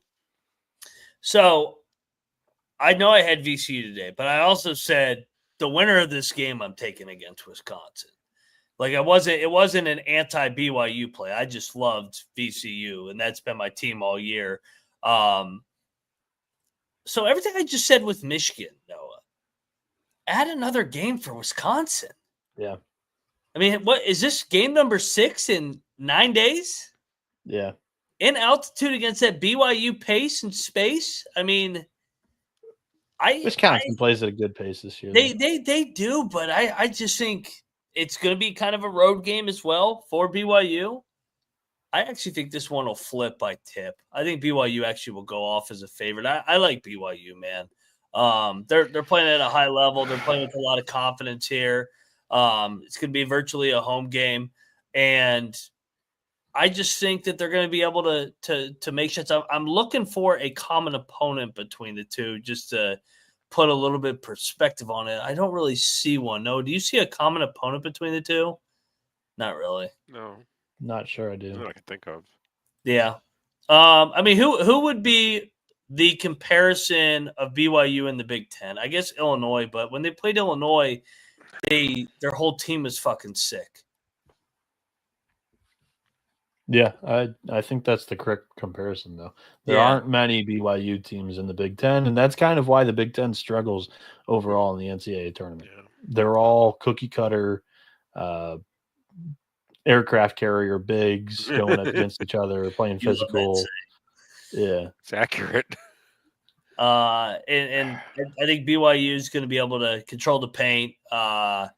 Kada, I think, is going to be able to match up with Crowell, bother him with his physicality, and I think just those BYU shooters. I think they're deeper. I think in altitude, second game in as many days. For Wisconsin, their fucking 6th game in 9 days. Got to play BYU now. Tough spot, in my opinion. Give me BYU to make enough shots here and get it over the finish line. And Kevin Young, in my opinion, Sweet 16 year 1. I think this will flip by Saturday. Okay. My only concern here is that we get a crazy shooting game out of Wisconsin. So I just want to double check and see how they shot today. Just to see if there's yeah, they shot. I thought they shot it pretty freaking well today. Did they not? Sorry, my tablet is slow. Team stat. So that's my concern, is that if we could get a crazy shooting game out of one of these teams. So 55% from the field, 30%. That's not crazy. Okay, so there's not like a super high variance that they're going to bounce back. They're going to bounce off of. I'll ride with Mac. I'll take BYU. I just the spot in elevation, second game, the quick turnaround. Again, Wisconsin having to play so many games in so many days, I think it's going to take a toll on them. And this is not this. You don't want to be playing in elevation against this team if you're on tired legs. So I think it's going to come into play. You could talk me into like a Wisconsin first half, BYU second half. That I could be talked into, because I do see a universe where Wisconsin could come out hot, maybe have like a short lead going into the second half, and then BYU catches up to them and rolls. But I do feel like every time I've tried to fade BYU, they've come up and got me, and I think the line's telling what's going to happen here. I think if this was on a neutral, it'd be a bit heavier towards Wisconsin, and the fact that it's so short kind of points me in the direction of BYU. So give me BYU in the money line. I don't, if there's a point advantage, I'll take it, whatever. But I'm not gonna. I'll just, I'll ride with BYU here.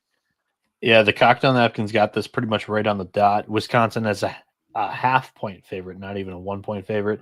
Total at 156. So I'm going to stick with my bracket handicap. I like BYU. It seemed to play pretty well into their advantage early.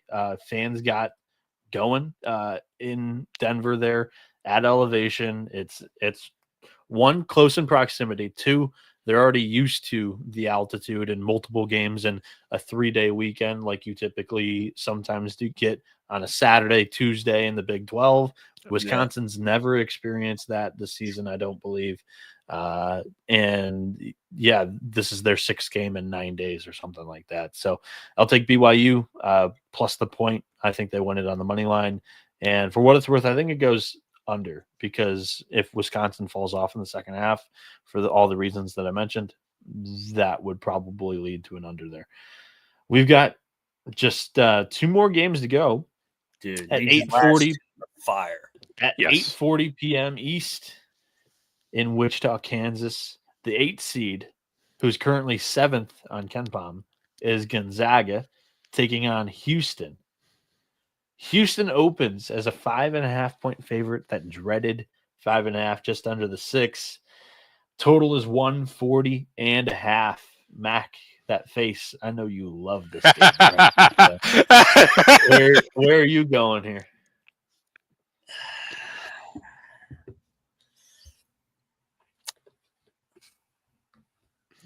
Houston's my national championship pick. It is too cute to take the Zags. Houston by double digits. I feel like this is going to be the fake sharp play today. Everybody's like, "Oh, look at their KenPom rating. It's just as good as Gonzaga or Houston's." Listen, Gonzaga played out of their mind today. This reminds me, Noah, of North Carolina. And you were on this right last year, and I fell for the trap. This reminds me of North Carolina versus Michigan State in that 1-8. Everybody's going to talk themselves into the Zaga streak and all this and all that. These fucking dogs at Houston don't give a fuck about no fucking streak. They're gonna slap them around. This team's on a mission. They got better guards, in my opinion, tougher guards, more battle tested guards, and I think Roberts is a little more healthier than I initially thought. Give me Kelvin Sampson and Houston, and I would not want to play Houston on the second leg, trying to prepare for that defense. I would like to play Houston if I had 4 or 5 days to prepare for that craziness that comes at you, where they fly around, they double you from different sides, double from the top, double from the baseline. I think this is a tough matchup for Gonzaga on short prep. Mark Few's a great coach. He'll have his guys ready to go mentally, but Houston, too much. Moneyline chalk continues over here. Capper. I really want to bet Gonzaga again. I really want to bet Gonzaga, but I do. I think this is the Gonzaga side is the cute side. I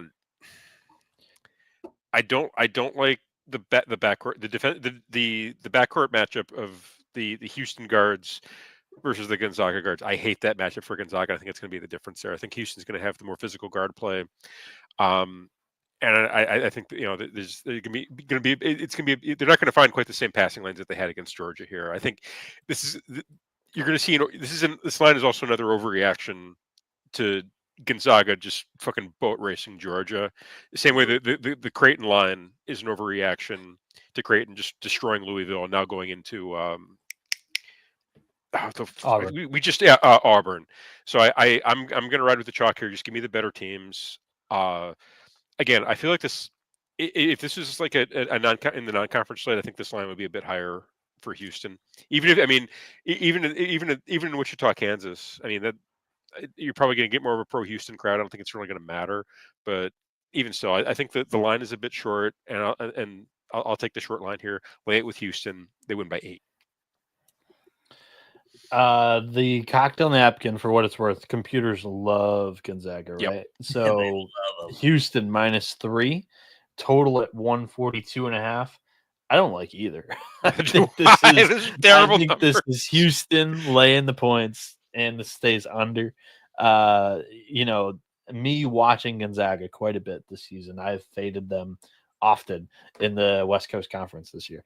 I think this is one of the most overhyped Gonzaga teams because they brought everybody back, but they just haven't clicked at the way you would have liked them to. And for what it's worth, when they blow teams out in the WCC because the basement is god awful in that conference, that props up their computer and advanced analytic numbers.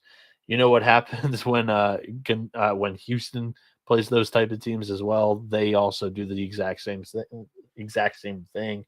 But they've played more consistent competition the entire year, and they've been steady. Gonzaga is a little bit inconsistent for me, and I do think that what Mac was talking about is just this Kelvin Sampson, factory. They produce dogs. And I look over to the other side and I see Nemhard and Hickman as the two guards that have been there forever for Gonzaga. And I don't see the same type of tenacity from Gonzaga as I project that Houston's going to come out with in this game. So I'll take the Cougars and I'll take the under in this one.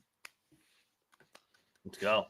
And the final game of round 2, day 1 on Saturday, March 22nd, 9:40 p.m. East tip in Lexington, Kentucky. The UCLA Bruins, the 7 seed, play the 2 seed Tennessee Volunteers. The Vols open at a -4.5, total 131.5. Mac, how are you going to decipher the two here? Okay. I will lay it with Rocky Top. I think UCLA got a great matchup tonight against that zone. But I think UCLA kind of wants to do what Tennessee does. They just want to out-punk you, out-physical you. And they went from having the best matchup to maybe the worst. If I was UCLA, this is like the last team I would want to fucking play.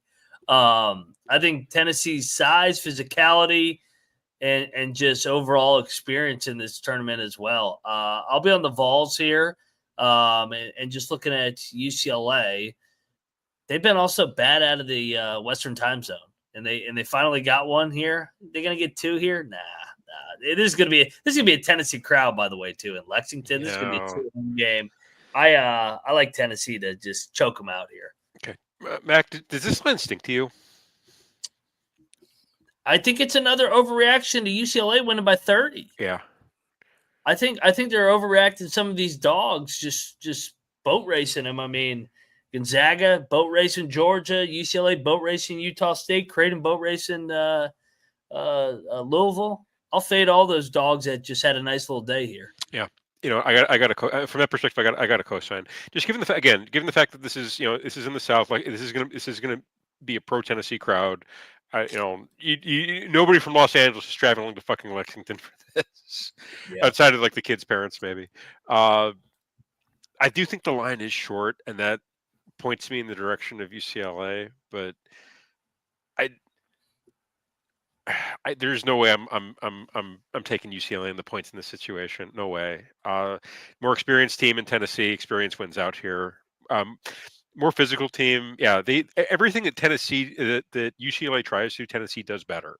So why would I take why would I take UCLA in this situation? I'll lay the 4.5.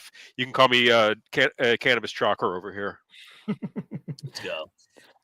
Chalker capper. And Tennessee also didn't play well tonight. So not to their standards, I guess. Yeah. This is another game that I kind of view. And I'm going to agree with you guys, just like on Gonzaga, Houston. The computer, for whatever it's worth, cocked on the napkin, spit out a -2.5 for me in this game and 133.5. So I'm going to take either one of those. I'll take the over in this one. UCLA was hitting shots against Utah State, for what it's worth. I don't think they're going to get too many free open looks like they did against the Aggies, against the Volunteers. But also, Lanier was running hot today, and he's kind of a streaky player. And he started hot in the NCAA tournament. He might be able to string a couple of games together. The Tennessee offense really gels around him. All the pieces kind of work around him in that offense the way it's designed. Yeah, I'll take this one to go over, and I feel the Vols probably cover this one in fouls in the final couple of minutes of this game. So I'll take Tennessee and the over. We've got 2 NIT games that we're going to wrap up today's show. The NIT has been great so far this season, and this is not an NIT game, although I mean, would have maybe predicted that on what? I don't know. Never mind. I don't know how to segue that. But we've got NIT game number 1. This one I think is at either 11:30 or noon 30. It is 11:30 a.m. 9:30 a.m. Chicago time, so it's 10:30 a.m. Eastern time. I think it's 11:30 on. I think it's an 11:30 tip everywhere that I check. Wait a minute. What time is it? Oh, for some reason my clocks are messed. I apologize. Yeah, you're correct. For sure, it's got me on Mountain Time for some reason. I don't know why. It happened yesterday. So Dayton at Chattanooga, and I believe Chattanooga's the home team because I double checked this a lot of places. I don't know why Dayton's not the host again. For what it's worth in the NIT, usually the higher seeds host it, but they're hitting the road here to the Mocs. I guess they're using Dayton for the tournament, are they not? The first 4, but it's free and open for the weekend now. So yeah, maybe they book it just in case. Who knows? Dayton -2.5, total of 150.5. Flyers Mocs Mac, great game. It is a great game, and Chattanooga was fun the other night, winning in Murfreesboro. Now they get a home game to get the Flyers coming. Yeah, sign me up. Give me Chattanooga. Yeah, Chattanooga catching points. I'll take Chattanooga plus 2.5. Takes plus 130 in the money line. I like the spot for them. Dayton doesn't travel very well. Their last game was against was FAU, and FAU had no interest in that game. I was surprised it was as close as it was. Give me Chattanooga plus the points. Chattanooga cares. I agree, and that's a 10:30 local tip too. To pile in that thing. No. There's gonna be 3 people there. No, I think Chattanooga gets good crowds. Yeah. At 10:30 in the morning, dude, for Dayton on a Saturday. I think so, man. I mean, they're getting the Dayton Flyers in there. All right. I hope it's packed to the rafters, but I don't suspect it will be. For what it's worth, the cocktail napkin has the total right on the dot, but the wrong team favored with Chattanooga -0.5. But Frank Champion is not playing for Chattanooga. Their big man who has kind of been hit or miss with injuries the entire year. Against Middle Tennessee, they just played a triple overtime game for Chattanooga. So that's another thing that I maybe worry about a little bit. But I don't know what happened with Honor Huff. He played 55 minutes, only put up 6 points, only took 9 shots total in the game, 2 free throws. So he was just kind of running cardio, and he is not a guy that typically does that. Hands on the ball a lot during their games throughout the entire year. Bounce back spot for Honor Huff at home against Dayton in what should be a get up spot for the community. Give me the Mocs. They win this game. The second and final NIT game. This one tips at 2 p.m. Eastern.